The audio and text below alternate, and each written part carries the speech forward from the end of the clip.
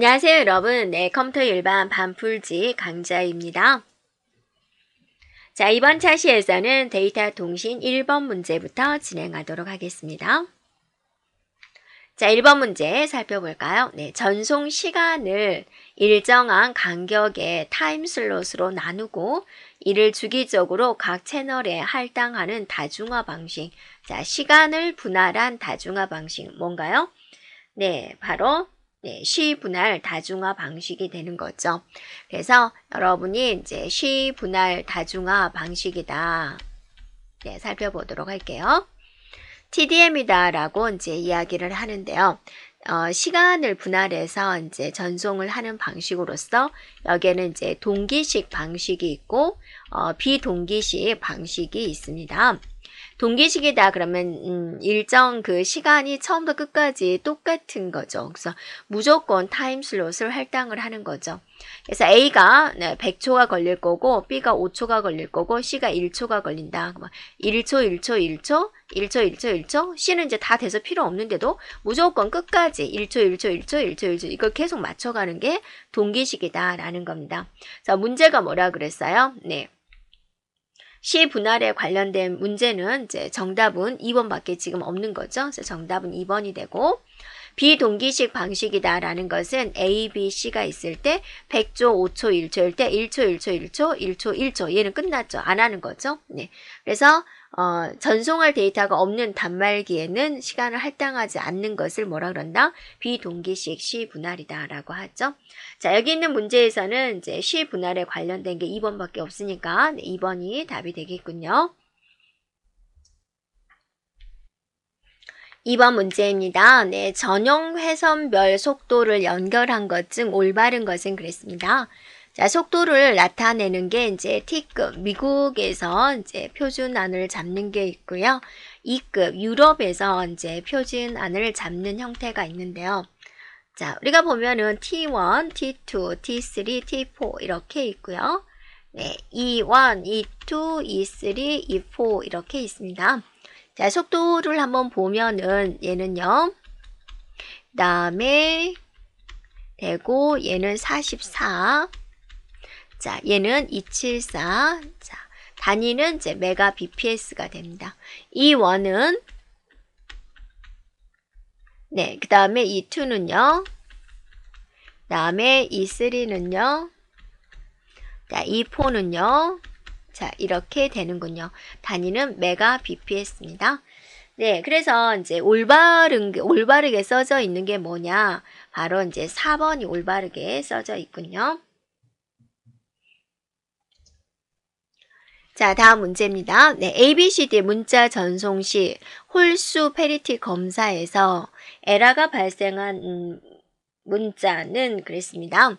지금 홀수다라고 그랬죠. 일의 개수가 홀수 개가 되어야 된다라는 거죠. 페리티 포함시켜서. 예. 그러면 이제 보세요. 1이 하나, 둘, 세 개. 세 개니까 맞죠? 세 개 있어요. 얘는요. 하나, 둘, 셋, 넷, 5개 있어요. 자, 얘는요. 하나, 둘, 셋, 4개가 있군요. 4개가 있으니까 어때요? C에서 오류가 발생이 된다라고 볼 수가 있겠죠. 네, 그래서 정답 3번이고요. 자, D 마저 볼까요? 하나, 둘, 셋. 맞죠? 홀수가 맞죠? 네, 3번입니다. 자, 다음 문제입니다. 효율적인 전송을 위해서 넓은 대역폭을 가진 하나의 전송 링크를 통해서 여러 신호를 동시에 실어 보내는 기술이 무엇이냐라는 겁니다. 그래서 이 넓은 대역폭을 가진 하나의 전송 링크를 통해서 여러 신호를 같이 내보내는 기술, 이게 무슨 기술? 바로 이제 다중화 기술이다라는 거죠. 그래서 정답은 2번이 되겠습니다. 네, 1번에 보면은 이제 집중하다라고 있군요. 집중하다라는 것은 뭐예요? 저속의 장치들이 속도가 빠른 하나의 통신 회선을 공유해서 사용할 수 있도록 해주는 것을 말을 하고요. 자, 3번에 보면 부호화가 있습니다. 부호화는 이제 값을 이진수, 디지털 형태로 변환하는 것이고, 4번에 보면 변조가 있죠. 변조. 네, 어떤 특정한 신호로 변환하는 것을 우리는 변조한다라고 합니다. 자, 다음 문제입니다. 다음 내용에 적합한 매체 접근 방식은 무엇이냐라고 그랬습니다. 자, 여기서 여러분 핵심은 바로 여기 있는 거죠. 802.11 무선 랜에서 널리 사용되는 방식이다라는 거고, 채널에 사용되지 않은 상태임을 감지하더라도 스테이션은 임의의 백 오프 값을 선택해서 이제 전송을 지연시킨다. 수신 노드는 오류 없이 프레임을 수신하면 수신 확인 프레임을 이제 전송을 한다라고 그랬습니다. 자, 그래서 이거는 뭐냐면 이제 회선에 비어 있을 때만 이용을 하는데 눈곱만큼의 데이터를 내보내서 얘가 잘 흘러가 있는지 한번 보는 거죠. 네, 그래서 걔 잘 흘러가면 비어 있구나 해서 본래의 데이터를 내보내는 방식. 이게 바로 뭐예요? CSMA, CA 방식이다 라는 겁니다. 그래서 정답은 2번이 되겠습니다. 자, 6번입니다. 802.11 방식의 무선 랜에서 사용되는 이제 물리매체 제어 방식은 그랬어요. 자, 이게 뭐라 그랬어요? CSMA, CA 방식이다 라고 그랬죠. 자, 7번입니다. 다음 조건을 모두 만족하는 다중 접근 방식은? 하고 물어봤어요. 자, 임의 접근 방식의 하나다. 회선 사용 상태를 감지하는 캐리어를 사용하고 충돌이 발생하면 대기한 후에 전송을 한다. 이더넷의 이제 접근 방식이다라고 그랬습니다. 자, 이것에 관련된 게 뭐죠? CSMA, CD 방식이다라고 하는 거죠. 네, 그래서 정답은 4번이 되고요. 자, 첫 번째 보면 FDM이다 라고 써져 있죠. FDM은 뭐예요? F니까 주파수라는 뜻이죠. 주파수. 네, 그래서 주파수 분할, 다중화입니다. 네. 자, 여러 개의 데이터를 이제 서로 다른 신호로 변조해가지고 선로를 이용해서 데이터를 전송하는 방식이 되고요. 그 다음에 이제 알로하가 있다라는데, 알로하는 하와이 대학에서 개발된 무선 통신을 이용한 컴퓨터 네트워킹 시스템이 되고요. 그 다음에 이제 여러분이 토큰 링 있죠. 토큰 링은 뭐예요? 토큰 링은 토큰을 가진 시스템만 통신을 할 수 있도록 하는 거죠. 그럴 때 이제 토큰을 이용한다라는 거고요. 네, 그 다음에 이제 정답은 이제 4번에 있는 것이 되겠죠. 자, 다음 문제 볼까요? 네, 통신 방식에서 동기식 전송에 대해서 올바른 것은 그랬습니다. 자, 여기 있는 A라는 사람과 B라는 사람이 이제 서로 물풍선을 주고받고자 할 때 서로 이제 맞춰야죠. 네, 일정한 간격으로 내가 던지고를 하겠다라는 걸 맞추는 걸 우리는 동기식이라고 합니다. 자, 1번에 보면 한 번에 한 문자씩 전송한다 그랬는데, 이거는 이제 비동기식이 되는 거죠. 비동기식은 서로 이제 시간을 맞추지 않다 보니까, 야! 불러가지고 받으면, 자, 그 다음에 보내고 이런 식으로 한 번에 하나의 문자씩 전송하는 것은 이제 비동기식입니다. 자, 이번에 보면은 문자를 전송할 때 문자 앞에 시작 비트, 문자 뒤에 정지 비트를 붙인다. 이것도 이제 비동기식 방식이 되는 거죠. 자, 세 번째, 전송 효율이 좋아요. 비동기식보다는 이제 동기식의 전송 효율이 좋죠. 시간을 맞췄기 때문에 규칙적으로 이렇게 보내줄 수가 있거든요. 그래서 맞는 것은 이제 3번이 됩니다. 자, 다음 문제입니다. 문자의 시작과 끝에 스타트 비트와 스탑 비트가 부과되어서 전송에 대한 시작과 끝을 알리는 전송 방식. 이게 뭐라 그랬죠? 앞에서 나왔죠? 비동기식 전송이다 라는 겁니다. 네, 다음 문제입니다. 네, 다음이 설명하고 있는 전송 방식은 무엇인가 한번 잘 생각해 볼게요. 송신기와 수신기의 동일한 클럭을 사용해서 데이터를 송수신한다. 네, 그죠? 동일한 클럭을 했다. 클럭이 이렇게 되면은 걔도 이렇게 딱딱 맞춰준다고 해서 안 맞추는 건 뭐예요? 얘는 이렇게 오는데 얘는 이렇게 오는 거죠. 이런 식으로. 그럼 이 시점에서 서로 안 맞죠. 이렇게요. 그럼 이제 데이터 분실이 일어날 수 있습니다. 그래서 얘는 뭐죠? 동기식을 말을 하는 거죠. 동기식. 네. 그래서 2번이 되겠군요.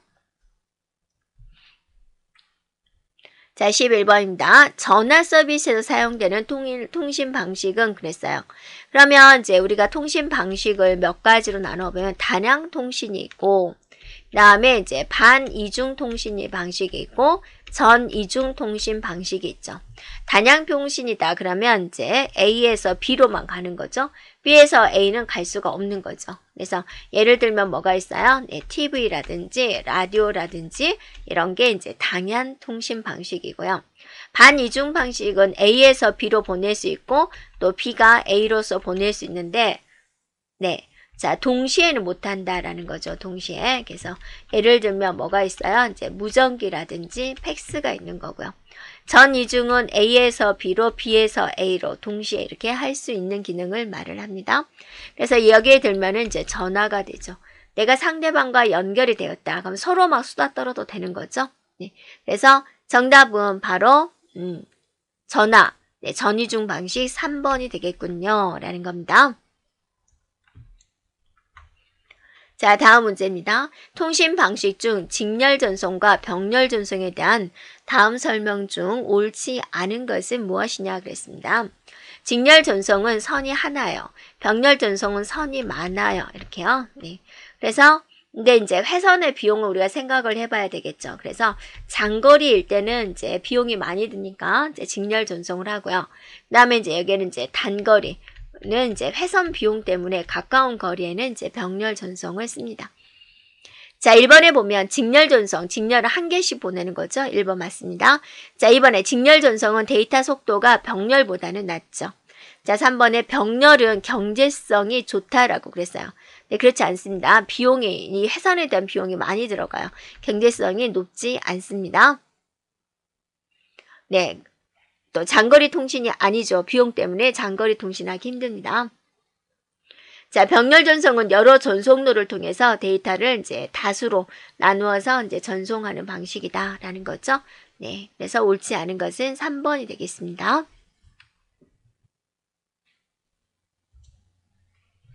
13번입니다. 네, HDLC는 ISO에서 제정한 네, 비트 중심 데이터 링크 프로토콜이다 라고 그랬고요. 여러 개의 필드를 포함할 수가 있는데 프레임의 시작과 네, 끝을 정의하는 필드는 그랬습니다. HDLC에서 이제 시작과 끝을 나타내는 것은 이제 플래그예요. 그럼 여러분이 HDLC의 그 프레임 구조 한번 생각을 해볼까요? 맨 앞에 플래그가 있죠. 네, 그 다음에 이제 주소부가 있죠. 주소. 그 다음에 제어부가 있죠. 네. 그 다음에 이제 정보부가 있죠. 네, 데이터가 저장되어 있는. 그 다음에 이제 검사부가 있죠. 그 다음에 마지막에 플래그 이렇게 주어지게 되죠. 네, 그래서 이제 주소부는 이제 스테이션 어디다가 이제 보낼 것인지, 그 다음에 이제 제어부는 프레임에 대한 종류를 식별을 하고, 정보부에는 실제적인 데이터가 들어있는 것이고, 네, 검사부에서는 이제 전송 오류를 검출하는 이런 역할을 하고 있습니다. 자, 14번입니다. HDLC에서 사용되는 프레임에 대한 유형이 아닌 것은 그랬습니다. 그래서 이거는 이제 제어부에 포함이 되는 내용이죠. 제어부에 보면은 프레임이 3개가 있습니다. 그래서 I, S, U가 있죠.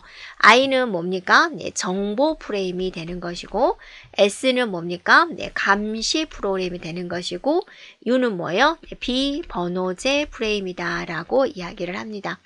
그래서 아닌 것은 이제 바로 이제 4번이 되는 거죠. 네, 그래서 I 정보 프레임에서는 이제 순수하게 정보만 전송하는 프레임인 거고, 감시 프레임은 정보 전송 프레임을 감시하고 감독하는 프레임인 거죠. 그래서 오류가 있는지 또 흐름 제어 이런 것들을 담당을 하는 것이고, 비번호제 프레임이다라는 것은 자, 초기의 설정, 링크 확립 이런 것을 이제 담당을 하는 것입니다. 자, 15번입니다. 패킷 교환 방식과 회선 교환 방식에 대한 설명 중 옳지 않은 것은 그랬습니다. 자, 우리가 한번 교환 기술에 대해서 이제 살펴보면은요, 정리를 해보면 어떻게 나눠줄 수가 있어요. 네, 회선 교환 방식이 있고 또 축적 교환 방식이 있죠. 자, 회선 교환 방식과 축적 교환 방식이고 이 축적 교환 방식은 다시 자, 메시지 교환 방식이 있고 그 다음에 이제 패킷 교환 방식 이렇게 이제 나누어지게 되는 거죠. 회선 교환 방식이다라는 것은 이제 먼저 전송로를 결정을 한 다음에 전송로를 어디로 보낼 것인지 이거를 이제 결정이 돼서 그 다음에 이제 회선을 할당받아서 이제 전송하는 이제 방식이 되는 거죠. 네, 그래서 항상 경로 설정을 먼저 하고 그 다음에 이제 전송을 쭉 하는 방식이고요. 패킷 교환 방식은 이제 메시지를 패킷이라는 단위로 쪼갠 다음에 네, 정보를 나누어서 네, 경로를 선택해서 네, 전송하는 방식이 되죠. 그러면 틀리게 설명한 것은 무엇인가요? 라고 그랬습니다. 1번에 보면은 패킷 교환 방식은 두 호스트 간의 전용 통신 경로가 설정되어 있지 않아도 되죠. 그래서 이렇게 고속도로가 있으면 아무 차선이나 가도 되는 거죠. 두 번째, 일반적으로 패킷 교환 방식은 회선 교환 방식보다 통신 선로 사용의 효율성이 낮다 그러는데 전반적으로 봤을 때 통신 선로 효율성은 높다라고 이야기를 합니다. 이게 이제 회선 교환 방식은 하나의 전송로만 가는 거잖아요. 하나에서 그래서 A에서 B가 이제 연결을 먼저 하는 건데 A와 B가 서로 회선 절단을 하지 않으면 이 회선은 어느 누구도 사용할 수가 없어요. 그러니까 A와 B가 회선만 잡고 아무 전송을 하지 않아도 남들이 이 전송을 쓸 수가 없어요. 그러면 이건 어떤 비효율적이다라고 이야기를 하는 거죠. 네, 그래서 패킷 교환 방식은 이렇게 경로를 비어있는 데를 찾아서 가기 때문에 전반적으로는 이거를 이제 잘 이용하고 있다. 효율성이 높다. 그렇게 이야기를 합니다. 그래서 네, 틀린 것은 2번이 되겠습니다. 네. 자, 그 다음에 이제 회선 교환 방식은 패킷 교환 방식보다 지연이 적다라고 그랬습니다. 회선이 더 적습니다. 네. 그래서 이 하나의 회선을 통해서 쭉쭉쭉 가기 때문에 자, 그 다음에 네 번째 기존 유선 전화는 회선 교환 방식이에요. 전화는 회선 교환 방식이에요. 그래서 A하고 B가 통화를 하는데 할 말도 없으면서도 네, 통화를 끊지 않으면 C가 여기에 끼어들어서 B하고 통화를 할 수가 없죠. 네, 그런 방식입니다. 자, 16번입니다. 패킷 교환 방식 중 가상회선 방식에 대한 설명으로 옳은 것은 그랬습니다. 자, 한 번 더 정리를 해보면 교환 기술에는 자, 회선 교환 방식이 있고 그 다음에 이제 축적 교환 방식이 있다라고 했죠. 네, 축적 교환 방식에는 뭐가 있다 그랬어요? 네, 메시지 교환 방식이 있고 네, 그 다음에 이제 패킷 교환 방식이 있다라고 그랬죠? 이렇게요. 네. 자, 이 패킷 교환 방식이 다시 어떻게 나눠져요? 가상 회선 네, 방식이 있고 데이터 그램 방식이 있다. 이렇게 이제 나누어지게 되는 거죠. 네, 그러면 이제 가상회선과 데이터그램의 차이점은 뭐예요? 자, 얘는 이제 경로를 정해서 패킷을 순서대로 이렇게 보내는 것이고 데이터그램은 이렇게 통로를 봐서 비어 있는데 이제 찾아서 이렇게 이제 순서 없이 그냥 보내는 것을 이제 데이터그램 방식이다라고 하죠. 그러면 이제 옳은 것을 고르는 거죠. 네, 그래서 네. 가상회선입니다. 그래서 4번이 맞죠. 패킷들을 이제 경로가 설정된 후 경로에 따라서 이제 순서적으로 전송되는 방식이다라는 겁니다. 자, 17번입니다. 네. 패킷 교환방에서 패킷이 적절한 경로를 통해서 오류 없이 목적지까지 정확하게 네, 전달하는 기능으로 이제 옳지 않은 것은 뭐냐라는 겁니다. 네, 그래서 이제 흐름 제어. 자, 통신망 내에 원활한 흐름을 위해서 네, 송수신 사이에 이제 전송이 되는 패킷 양, 속도 이런 것들을 이제 규제하는 것을 흐름 제어라고 하죠.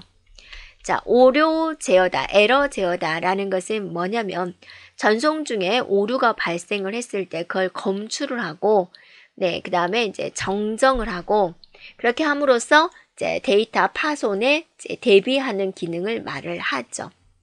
그 다음에 이제 경로 배정입니다. 그래서 많은 경로들 중에서 어느 경로를 이제 선택해서 갈 것이냐라는 거고요.